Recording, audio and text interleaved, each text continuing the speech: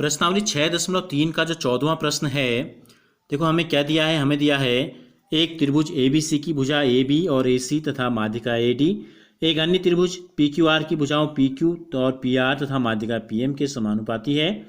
दर्शाना है कि त्रिभुज ABC समरूप है त्रिभुज PQR के।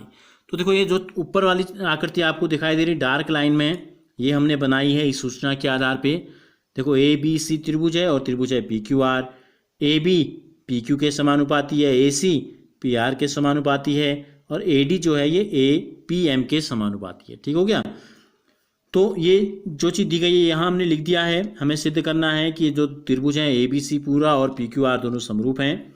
तो जो सूचना हमको दी गई है इस सूचना के आधार पे हम इन दोनों त्रिभुजों को सिद्ध नहीं कर सकते हैं। तो उसके लिए हमें क्या करना है, कुछ चीज़ इसमें जोड़नी है, अपने मन से हमको रचना करनी है। ठीक है, तो रचना हमने की किस प्रकार से की मैं आपको बताता हूँ। AD के बराबर एक लाइन हमने नीचे को खींच ली D से E तक, और इसी प्रकार P से M तक जितनी दूरी है उतनी दूरी हमने ले ली M से N तक। यहाँ मैंने लिख दिया है AD को E तक आगे बढ़ा दिया। कहाँ, जहाँ AD किसके बराबर है, जितना AD है उतना ही DE है, इसलिए हमने इसमें डबल डैश लगा दिया। और जैसे PM है उतना ही MN है, यहाँ लिख दिया गया है, वो नीचे बढ़ा दिया। और सेम चीज़ हमने यहाँ C से E को B से E को मिला दिया, भी लिख दिया है। R से N को और Q से N को हमने मिला दिया। दूसरी चीज़ देखो, यहाँ हमने लिखा है माध्यिका AD और PM हमको दिया गया है। तो देखो माध्यिका क्या करती है, इस BC के सामने के शीर्ष से BC पर डाली गई है तो BC के 2 बराबर भाग करेगी। तो इसका मतलब BC और DC भी बराबर हैं। इसी प्रकार PM भी क्या है, इस त्रिभुज PQR की माध्यिका है, तो इसने QR के 2 बराबर भाग कर दिए। ये दोनों भाग एक जैसे हो गए। अब केवल इस चित्र को अगर हम ध्यान से देखें तो क्या बन गया, देखो 1 2 3 4 भुजाओं से घिरी हुई आकृति है, तो क्या है, चतुर्भुज बन गया। सेम कंडीशन यहाँ भी लागू होती है। और इस चतुर्भुज के जो विकर्ण हैं, देखो इस चतुर्भुज के जो विकर्ण हैं ये एक दूसरे को क्या कर रहे हैं, समद्विभाजित कर रहे हैं। जहाँ पर ये टकरा रहे हैं बिंदु D पर, BC के भी 2 बराबर भाग हो गए हैं। देखो इधर का हिस्सा इधर के बराबर है और AD के भी 2 भाग हो गए हैं। AD इधर का भाग जो है इस भाग के बराबर है। तो ऐसा कब होता है, ऐसा केवल और केवल होता है समांतर चतुर्भुज में। ठीक हो गया। तो उत्पत्ति हम अभी लिखेंगे, प्रूफ करेंगे।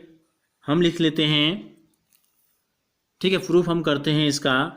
तो हम लेते हैं चतुर्भुज ABC, क्या नाम है इसका, ABEC व चतुर्भुज PQNR के जो विकर्ण हैं, के विकर्ण एक दूसरे को समद्विभाजित करते हैं, एक दूसरे को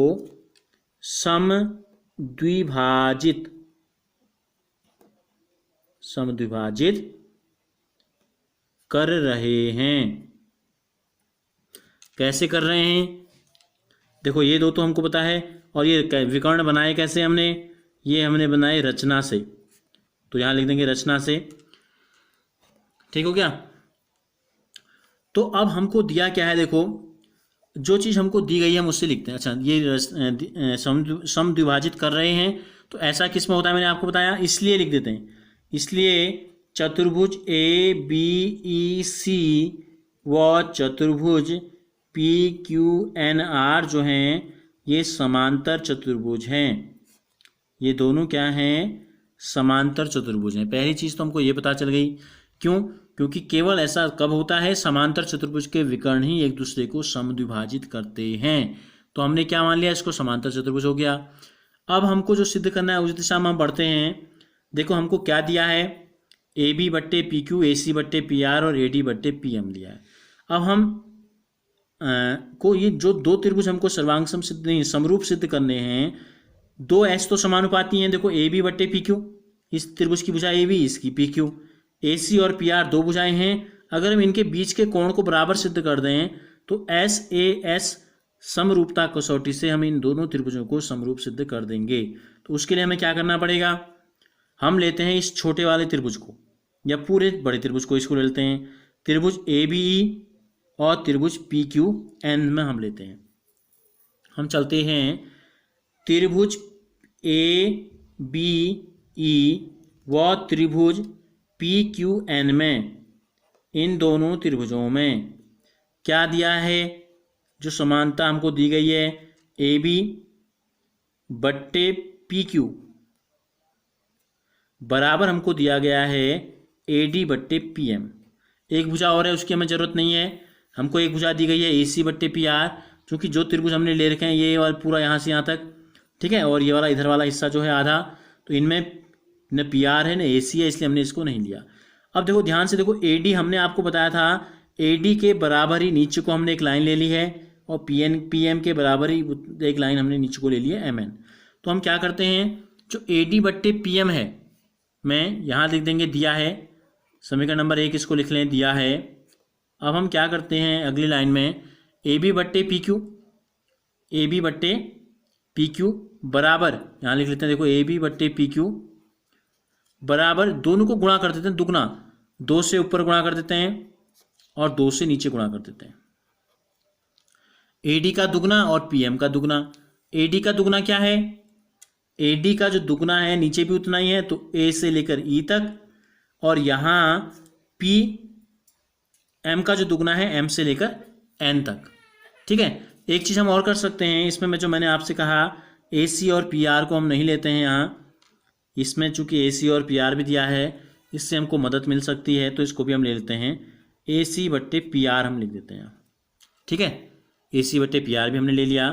क्यों हमने ऐसा किया, देखो इससे हमको क्या फ़ायदा होगा, हमने यहाँ लिखा है कि चतुर्भुज ए बी ई सी और चतुर्भुज पी क्यू एन आर एक समांतर चतुर्भुज हैं। समांतर चतुर्भुज की क्या विशेषता होती है कि सम्मुख कोण बराबर होते हैं, आमने सामने के भुजाएं आमने सामने के कोण बराबर होते हैं।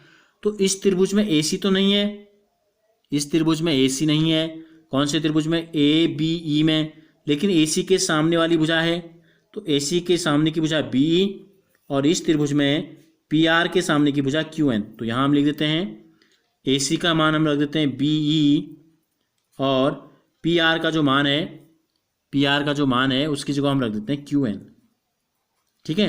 लिख देंगे समांतर चतुर्भुज की सम्मुख भुजाएं क्या हैं, ये समांतर चतुर्भुज की सम्मुख भुजाएं हैं, ठीक हो गया। तो अब यहाँ देखो, अब इसका मान हम रख देंगे ट्वाइस ए डी का और ट्वाइस पी एम का हम मान रखते हैं, तो क्या हो जाएगा, देखो हम मान रख देते हैं, ये हमारा आ गया था ए बी बट्टे पी क्यू, यहाँ लिख देते हैं ए बी बट्टे पी क्यू बराबर ट्वाइस ए डी है, तो ए डी का दुगना मैंने आपको भी यहाँ दिखाया था, ए डी का दुगना फिर ए डी, यानी कि ए से लेकर ई तक। इसी प्रकार पी एम का जो दुगना है पी से लेकर एन तक, तो हम इसको लिख देंगे ए ई बट्टे पी एन, क्या लिख देंगे, ए ई बट्टे पी एन, और तीसरी भुजा बी ई बट्टे क्यू एन। तो इन दोनों त्रिभुजों में, यहाँ त्रिभुज में फिर बना देता हूँ, आपके समझने में आसानी हो जाएगी। देखो ये वाला पोर्शन मैंने लिया था पहले त्रिभुज में, और दूसरे वाले त्रिभुज में हमने लिया था ये वाला पोर्शन, इसका नाम है बी ए ई और इसका नाम है क्यू पी एन। तो अब क्या निष्कर्ष निकल गया, ध्यान से देखो, ए बी बट्टे पी क्यू, ए बी बट्टे पी क्यू, ए ई बट्टे पी एन, ए ई बट्टे पी एन, बी ई बट्टे क्यू क्यू, ये तीसरी भुजा क्या हो गई, इस त्रिभुज की तीनों भुजाएं इस दूसरे त्रिभुज की तीनों भुजाओं के क्या हो गई हैं, समानुपाती हो गई हैं। इसलिए ये दोनों त्रिभुज क्या नाम है, ए बी ई, त्रिभुज ए बी ई जो है ये समरूप सिद्ध हो गया है त्रिभुज पी क्यू एन के, ये दोनों समरूप हो गए। तो अब चूंकि हमको तो इन दोनों को समरूप सिद्ध नहीं करना है, हमें जो समरूप सिद्ध करना है वो त्रिभुज इस प्रकार के हैं, एक का नाम है ए बी सी, एक का नाम है पी क्यू आर। तो क्या होता है, समरूप त्रिभुजों के संगत कोण बराबर होते हैं, भुजाएं तो समानुपाती होती हैं लेकिन कोण क्या होते हैं, समरूप होते हैं। इसलिए हम लेते हैं, हमको इस कोण की जरूरत है, हम केवल इस कोण को, ठीक है। बड़े वाले चित्र में यहाँ देखो, अगर हम इसको एक नाम ले दें और इस कोण का नाम अगर हम रख दें 2, ठीक हो गया, तो ये दोनों कोण आपस में क्या होंगे, बराबर होंगे। इस कोण को हमने 1 बोल दिया, इसको हमने बोल दिया 2, तो कोण 1 बराबर कोण 2, क्यों, समरूप त्रिभुजों के संगत कोण। संगत कोण क्या होते हैं? बराबर होते हैं। इसको हम कोई समीकरण लिख लेते हैं। अभी तक समीकरण हमने क्या लिया था?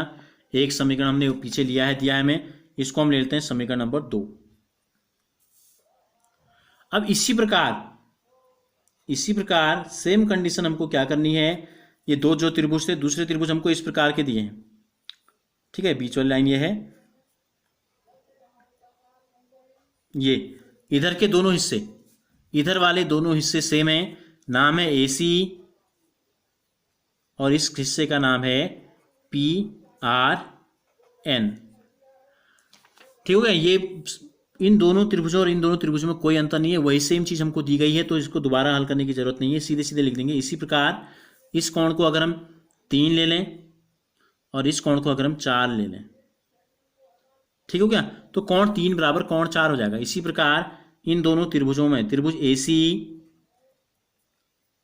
व त्रिभुज PRN में, इन दोनों त्रिभुजों में कोण 3 बराबर हो गया कोण 4। कोण 3 किसके बराबर हो गया? कोण 4 के। इसको ले लेते हैं समीकरण नंबर 3। इसी प्रकार लिख दिया, तो यहाँ क्यों हुआ लिखने की जरूरत हमको नहीं है। अब हम क्या करते हैं? समीकरण 2 धन समीकरण 3 कर देते हैं। समीकरण 2 और 3 को जोड़ने पर, समीकरण 2 और 3 को जोड़ने पर क्या प्राप्त होगा? देखो, बाएं पक्ष में जोड़ जाएंगे कोण 1 धन कोण 3, और दाएं पक्ष में जुड़ जाएगा कोण 2 धन कोण 4। अब देखो इस चित्र को ध्यान से देखेंगे, देखो कोण 1 में 3 अगर जोड़ देंगे तो क्या बन जाएगा? पूरा कोण A बन जाएगा, कोण BAC। तो यहां लिख देंगे कोण BAC। और इसी प्रकार अगर 2 में 4 जोड़ देंगे, ये 2 धन 4 क्या बन जाएगा? पूरा कोण P बन जाएगा, QPR, कोण QPR। अब इस चित्र में देख लो, हमको दिया है AB बट्टे PQ, AC बट्टे PR बराबर है। अब हमने इन दोनों कोणों को बराबर सिद्ध कर दिया, तो हम लिखते हैं, इसलिए समीकरण नंबर 4 इसको ले लेते हैं। इसलिए समीकरण 1 व 4 से, समीकरण 1 और 4 से, एक हमने क्या लिया है? एक हमने लिया था जो चीज हमको दी गई है, AB बट्टे PQ AD बट्टे PM बराबर AC बट्टे PR। तो इससे क्या प्राप्त हो गया हमको? इस त्रिभुज की दो भुजाएं AB बट्टे PQ, AB बट्टे PQ बराबर AC बट्टे PR। ये तो हमको दिया ही था, ठीक है। ये दो चीजें तो हमको ये पहले से पता है। हमने क्या सिद्ध किया? इन दोनों त्रिभुज से ये दोनों भुजाएं समानुपाती हो गई, वह कोण BAC बराबर हो गया कोण QPR के। इसलिए त्रिभुज ABC जो है ये समरूप हो गया त्रिभुज PQR के। लिख देंगे भुजा कोण भुजा SAS समरूपता कसौटी से। तो ये जो चीज हमसे पूछी गई थी वो हमने क्या कर दिया? सिद्ध कर दिया है।